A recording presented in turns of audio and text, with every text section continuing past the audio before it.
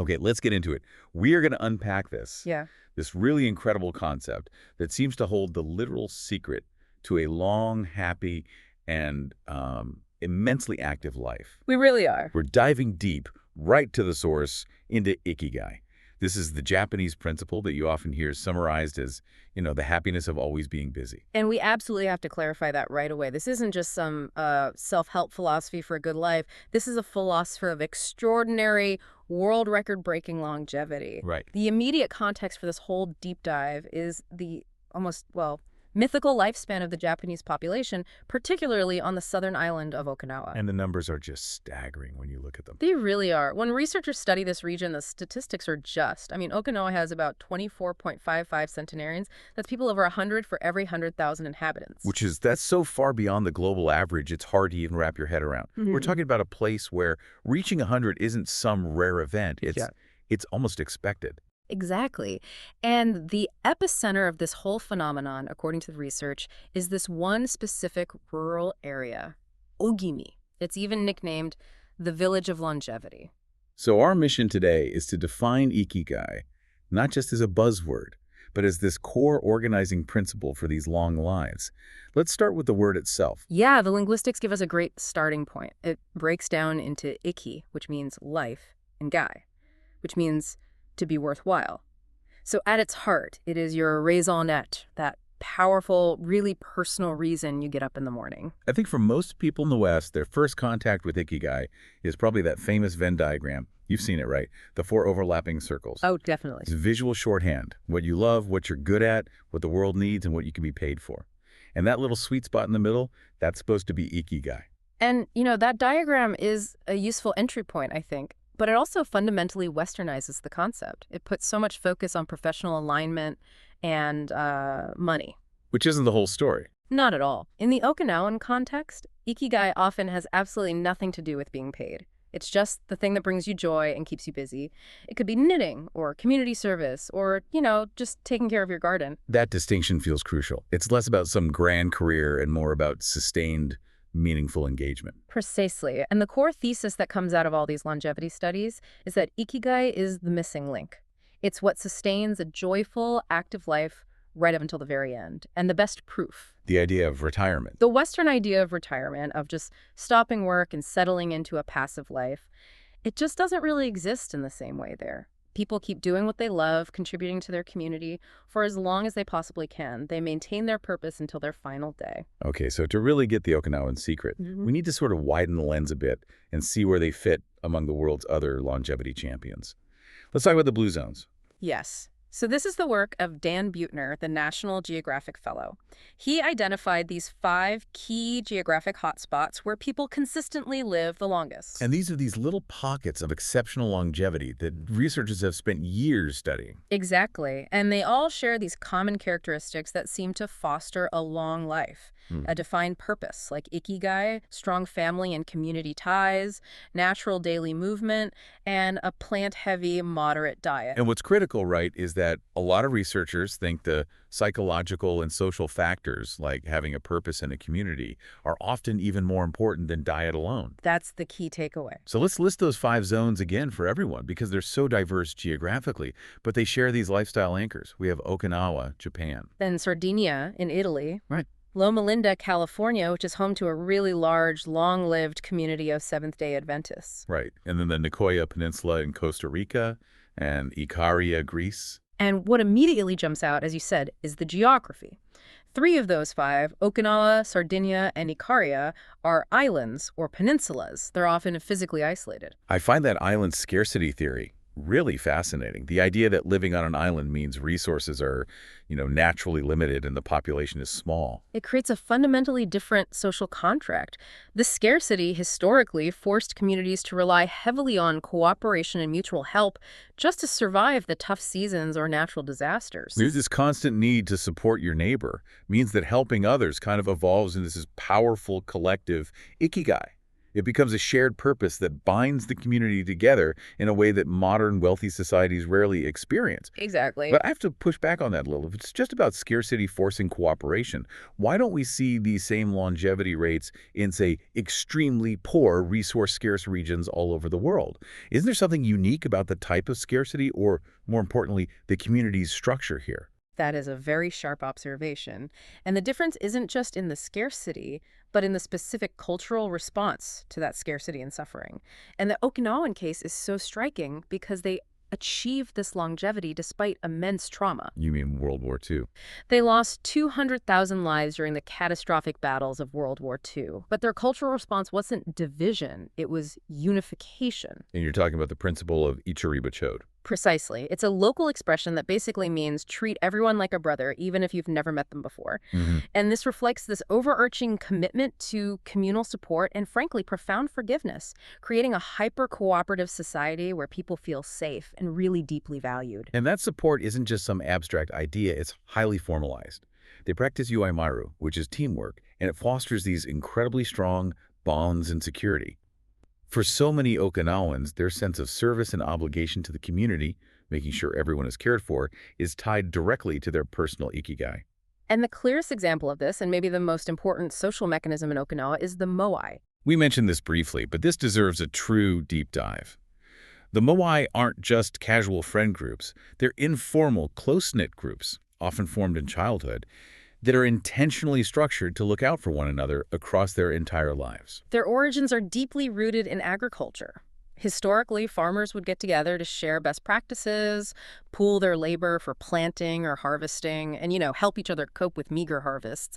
But today, they serve this vital dual function, emotional and financial security. Let's walk through the financial side first, because it's like this ingenious built-in financial safety net. It is. So members of a moai make a set monthly contribution. It might be a small amount, but it's regular.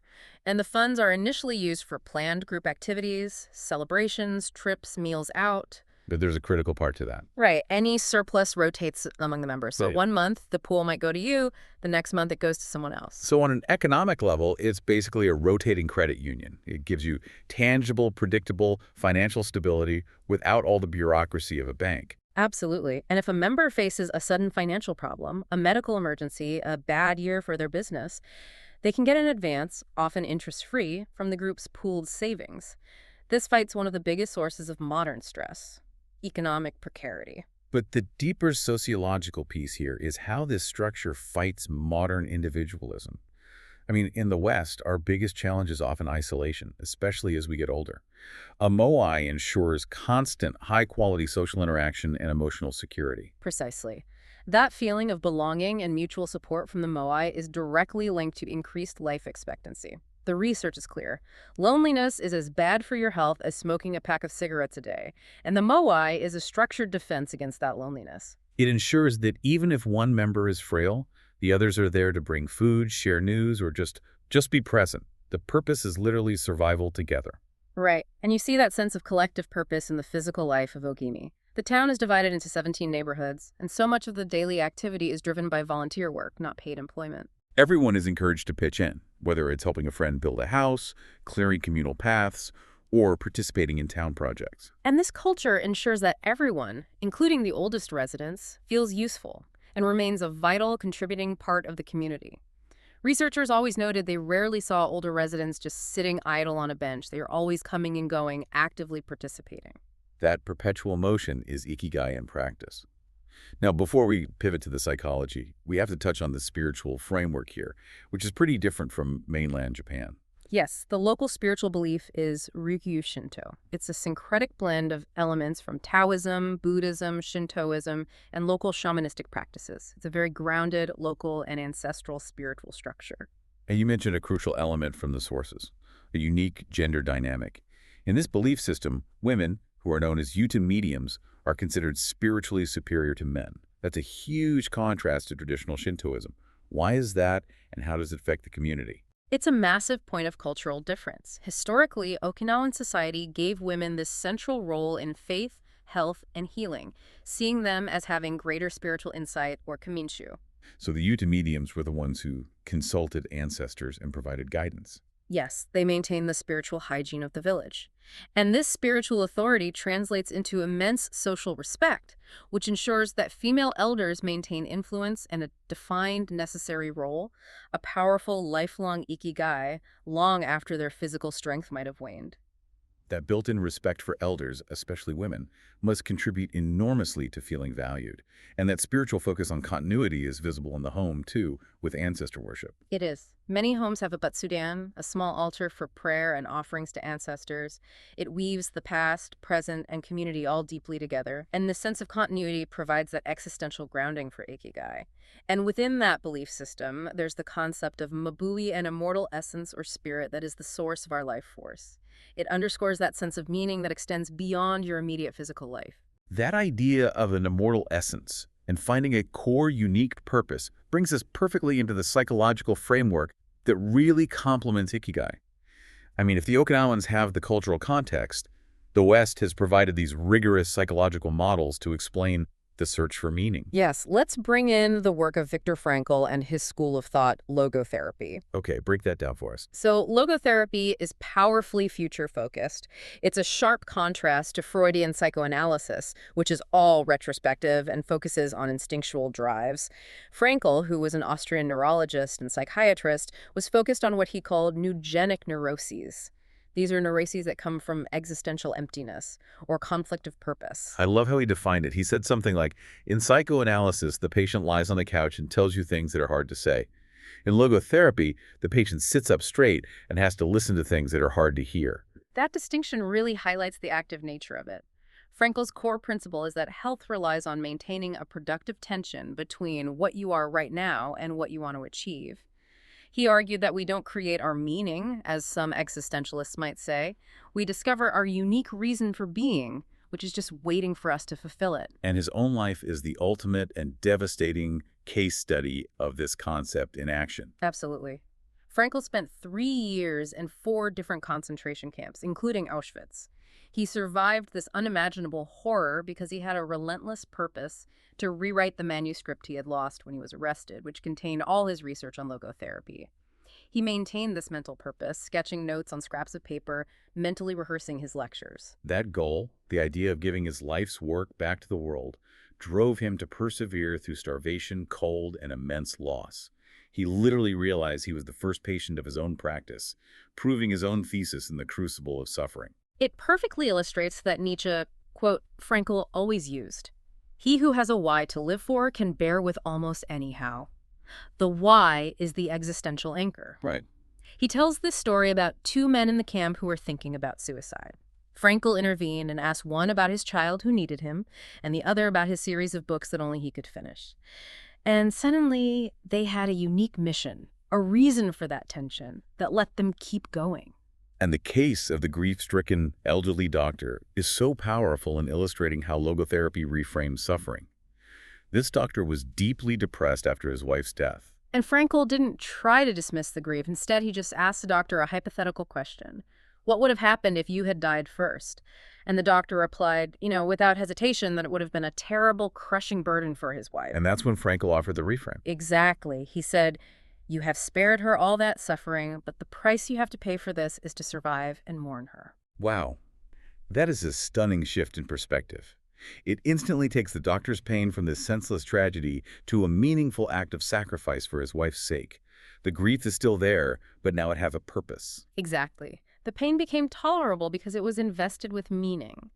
And logotherapy is so important today because it addresses what Frankl called Sunday neurosis, that existential emptiness that hits when the work week is over, forcing you to confront your lack of purpose. He thought a huge portion of his patients were dealing with this. So logotherapy gives us the why, our unique reason for being. But at the same time, on the other side of the world, a complementary idea focused entirely on action was taking root with Shomo Morita in Japan. Yes, Morita therapy. Morita was a Zen Buddhist, and his therapy focuses on accepting your emotions without trying to control or suppress them. It's radically different from a lot of Western therapy, especially its relationship between feeling and action. How so? In Morita therapy, actions influence feelings. You don't wait to feel better or more motivated to act. You act in order to generate new emotions and a new reality. That is a massive paradigm shift for a Western mind, which is so often focused on fixing the feeling first.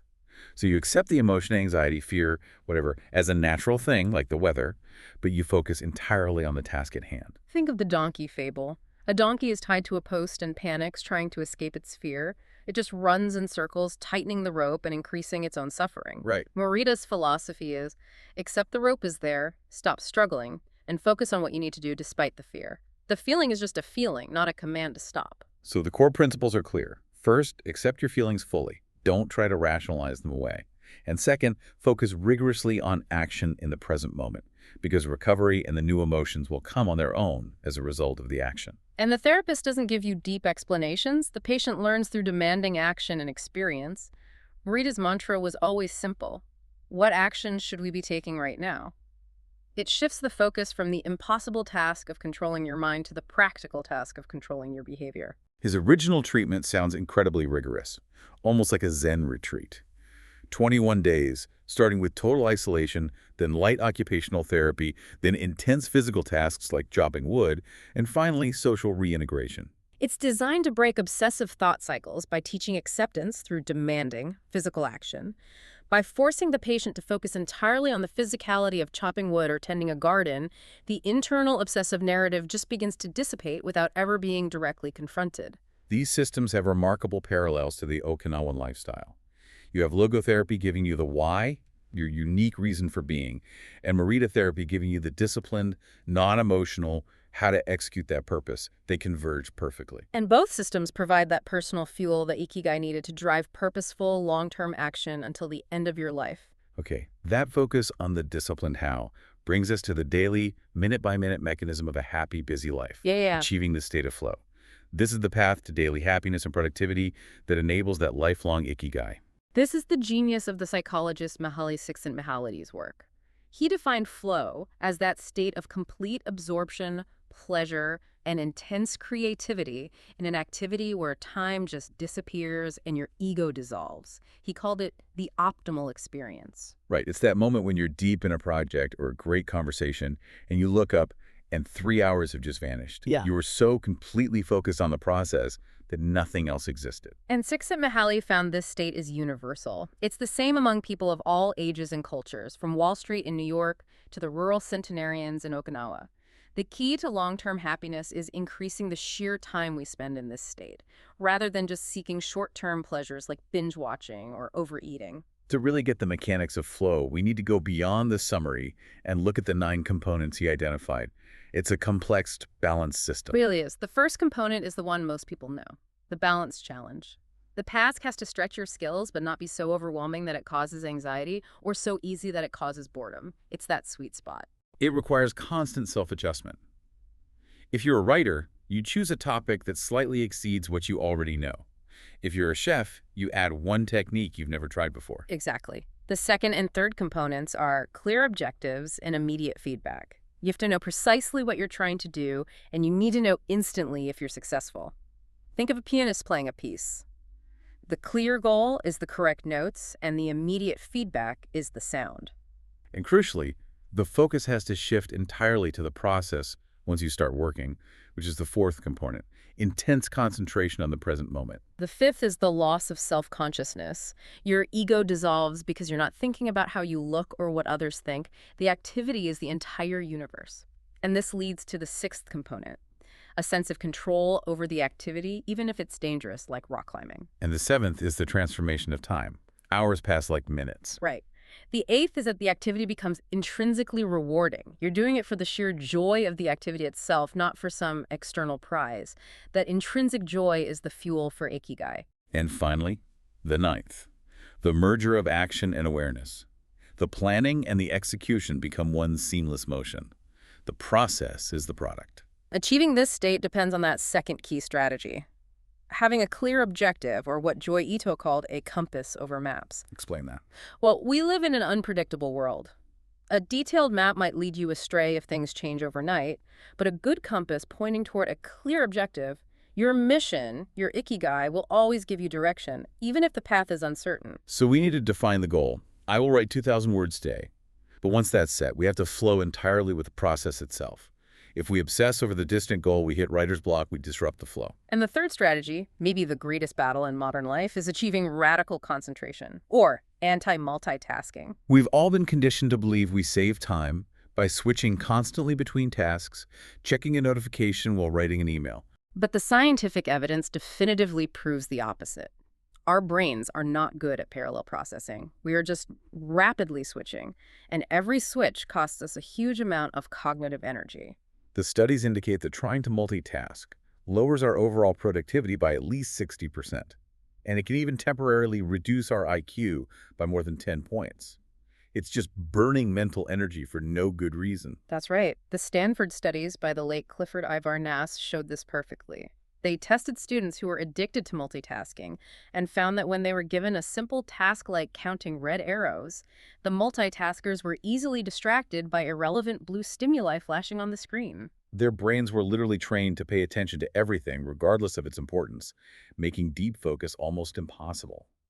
This is why turning off notifications isn't just a polite suggestion. It's a physiological necessity for flow. So what are the practical steps we can take to enable flow?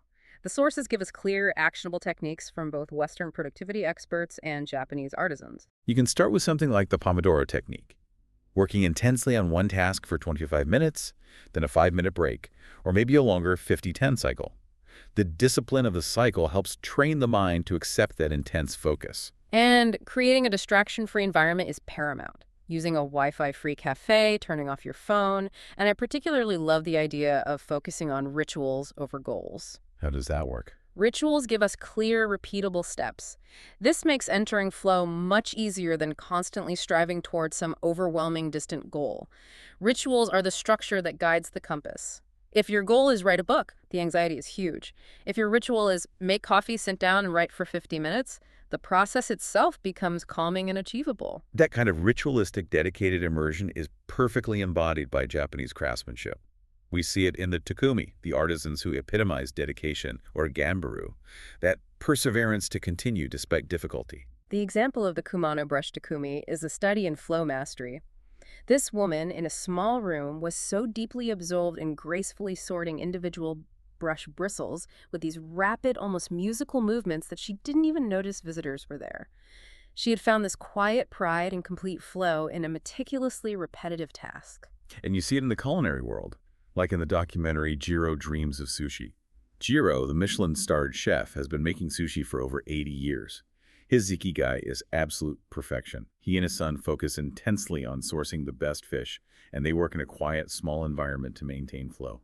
And the story of the apprentice taking years just to perfect the tamago, the thin omelet, is a testament to gambaru. The apprentice made it hundreds of times, throwing away every failure, before Jiro finally gave him a nod of approval. This relentless pursuit of perfection, placing the process above speed, is the essence of Ikigai fueled by flow. That pursuit of a single focused purpose is everything. Look at Hayao Miyazaki, the director of Studio Ghibli. He works intense Sundays, drawing by hand, protecting his flow by enforcing traditional methods, putting his artistic Ikigai above any idea of retirement. When he announced his retirement years ago, he was famously seen back in the studio the very next day, drawing. He just couldn't stop. For these masters, the purpose isn't separate from the work is the purpose. It's what nourishes them. And we can find this state in the most mundane tasks, too, through what's called microflow. Microflow is about finding enjoyment and complexity in routine. Think of the smiling Shinjuku elevator operator who performs this graceful, almost choreographed sequence of movements, greeting customers and bowing as though it's a performance art. That operator has elevated a simple, repetitive task into a personal ritual. Or the anecdote about Bill Gates, who apparently washes dishes every night in a specific predetermined order for relaxation. Those little rituals are essentially self-imposed challenges that pull us into the present, protecting us from the wandering, anxious mind. It connects right back to the Morita idea. By focusing on the action, even if it's just washing dishes, you are training your mind for flow. Meditation, after all, is just a tool to train the mind for flow, centering your focus on a single object, like the breath. So we have the purpose, Ikigai, the action flow, and now we have to look at the physical and mental habits of these longevity masters, the body that supports this lifelong mission. Mens sana in corpore sano, a sound mind in a sound body. Let's start with mental anti-aging. The idea is that we need to constantly give our brain a workout, exposing it to new information and experiences, to slow down the natural neuronal deterioration that actually starts surprisingly early in our 20s. Neuroscientist Shlomo Bresnitz argued that the brain is like a muscle. It needs constant stimulation to stay in shape. We naturally develop ingrained habits operating on automatic pilot for most routine tasks. And the only way to break this, and to ensure the brain keeps creating new neural connections, is to confront it with new information. This could be learning a new language, taking up an instrument, or even moving to a new city. It revitalizes the brain, improves mood, and strengthens your self-image. It requires stepping outside your comfort zone, accepting that initial anxiety, which is that productive tension Frankel talked about. The moment you're uncomfortable is the moment your brain is reforming, which is essential for mental longevity. The second massive factor, and a severely problematic one in the modern world, is managing stress. Stress triggers the release of hormones that are, in constant low doses, degenerative. We need to understand the biology here for a second. When we experience stress, our adrenal glands release adrenaline and cortisol. In our ancestral past, acute, high-dose stress like fleeing a lion was useful. It gave us a powerful burst of energy.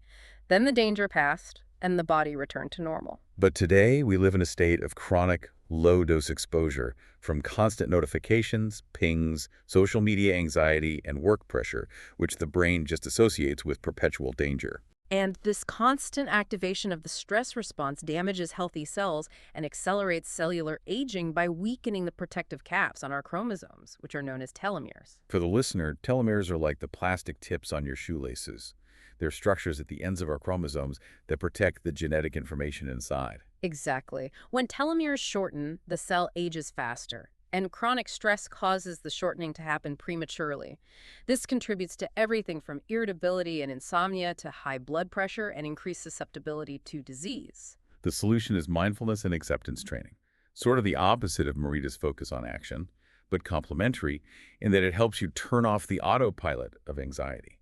But the research offers a fascinating counterpoint to the idea that all stress is bad. Yes, Dr. Howard S. Friedman's study confirmed this distinction between beneficial stress, or eustress, and harmful stress, distress.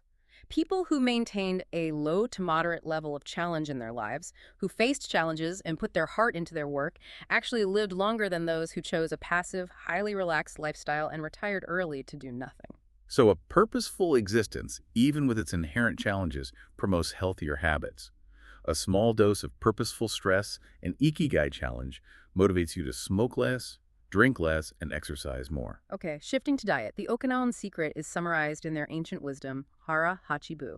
The saying advises us to fill your belly to 80%. It's so simple, yet so difficult to implement in an age of cheap, massive portions. Physiologically, stopping when you are just starting to feel full reduces digestive strain and slows cellular oxidation. It takes about 20 minutes for your brain to register fullness, so practicing Hara Hachibu means you stop eating before the signal is even sent. And the reduction in caloric intake is directly linked to increased longevity across all the blue zones. The Okinawans' traditional diet is remarkably low in calories. They average between 1,800 to 1,900 calories a day, compared to the U.S. average of 2,200 to 3,300. This is why they maintain a healthy BMI between 18 and 22. And the composition of their diet is crucial. It's rich in antioxidants. Huge amounts of tofu, vegetables, and staples like the purple sweet potato. They eat fish about 3 times a week, but rarely consume meat. And they rarely eat refined sugar. Diet and movement are also intertwined with sleep, which is often neglected in Western culture. But sleep is a powerful anti-aging tool, specifically because of the hormone melatonin. Right. Melatonin is a strong antioxidant produced by the pineal gland. It's a key ally in preserving youth. It strengthens the immune system, helps protect against cancer, promotes healthy insulin production, and slows neurological diseases like Alzheimer's. And since melatonin production naturally decreases significantly after age 30, we need to actively compensate. We maximize its production through practical steps, prioritizing sleep, avoiding stress, reducing alcohol and caffeine, and making sure we get a moderate amount of sun exposure each day to regulate those rhythms. Finally, we turn to movement. Okinawans are constantly active, and it's built into the geography. It's no accident that Okinawa is the only major province in Japan without trains. This means they have to walk or cycle. Their lifestyle resists sedentary behavior, which we know causes numerous diseases and shortens telomeres. But the key distinction here, which is often missed, is that their activity isn't strenuous, sporadic workouts. It's daily, low-intensity movement. That's the key. The research consistently shows that almost all centenarians in the blue zones share the habit of gardening, walking, or engaging in light perpetual activity. It's staying busy, maintaining that ikigai of gardening or community work that matters, not running a marathon once a year. So we've analyzed the mechanics, the psychology, and the diet. And what stands out to me most now is the philosophy, the sheer attitude of these masters of longevity. They have this incredible mix of discipline, deep engagement, and good humor, right up to the very end. What can we learn from the supercentenarians, the ones who live past 110? Misao Okawa, who lived to 117, boiled her secret down to simply eating sushi and sleeping. You have to learn to relax.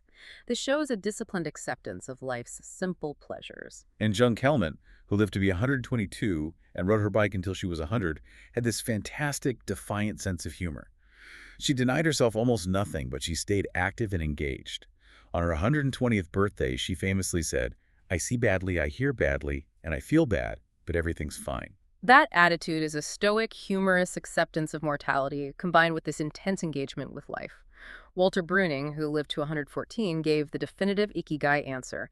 If you keep your mind and body busy, you'll be around a long time. He had a specific structured routine right until his death. That drive to keep working and growing is the absolute antithesis of the Western idea of shutting down life after 65. We see that same intense engagement in artists who treat their work as their mission, their ikigai. Think of the abstract painter Carmen Herrera, who only sold her first painting at age 89. She declared, "I am always waiting to finish the next thing. The purpose is always ahead of her." And the Japanese artist Hokusai, who created the Great Wave, lived to 88. He wrote that everything he produced before the age of 70 was not worth being counted.